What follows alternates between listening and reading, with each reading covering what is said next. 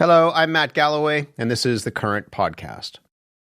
Every 5 years, Canadians get a form in the mail asking questions about our lives. Questions like, what language do you speak at home? Who lives in your house or apartment? This year, questions touching on homelessness, health status, and more are part of that questionnaire. And for a lot of us, the census is one of those things you fill out quickly and then you forget about. But taken together, the answers to those questions become something much larger, a portrait of this country, who we are, and how we are changing.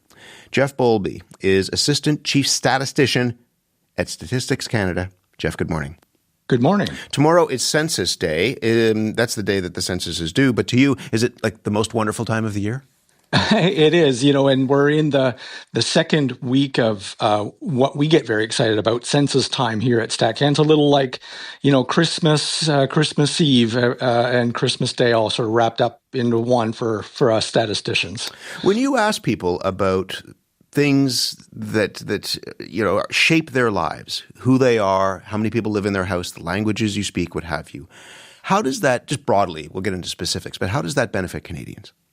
There's so many ways that it benefits Canadians. The population estimate is the number one reason why we produce a census. And if you think about how often we all need population data, it's a basic thing. We're all familiar in Canada with the population size of the towns and cities that we live in because they're all on the city limit side. So we're all very well literate in population numbers in Canada.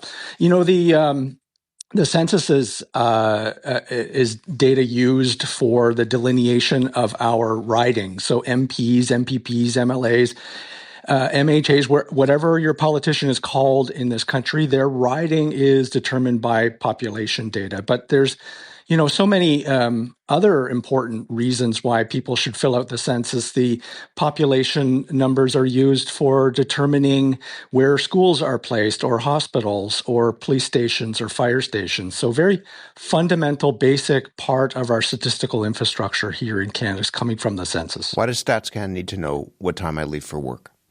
Well, that's part of the transit planning. The census data are the best source of commuting patterns. So transit planners all across the country will use information on where we live and where we work. We collect both of those on the long form census. And when people leave in the morning is important part, of course, of commuting patterns. So transit routes, road placement, those decisions are based on census data like you just described. You will have seen the headline in the Beaverton, the satirical website, that said, local nerd disappointed he didn't get the long form census. The headline might have been talking about me, local nerd who did not get the long form census, because it's fun to fill out. It's a lot of information. It takes time. But what's in that long form census for people who did not get that? What is the difference between that and perhaps the quick survey that they received? Yeah, the short form census goes to 3 and 4 dwellings, and the long form goes to 1 and 4 dwellings across the country. And the short form is, as the name describes, very short. It's about 12 questions, and its basic purpose is to count the population and provide us with some very basic information about Canadian households. So age, sex, gender, and language questions are on the short form.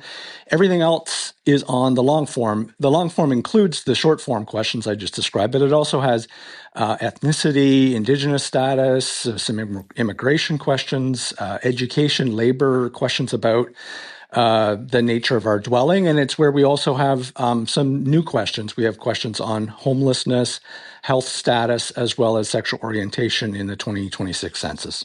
You will have seen on social media a protest such as it is, a number of people, and I don't know what that number is, but social media amplifies these things, of people who get the census and then they write return to sender and they're sending it back. They say it's an invasion of their privacy. They want nothing to do with it. What do you make of that?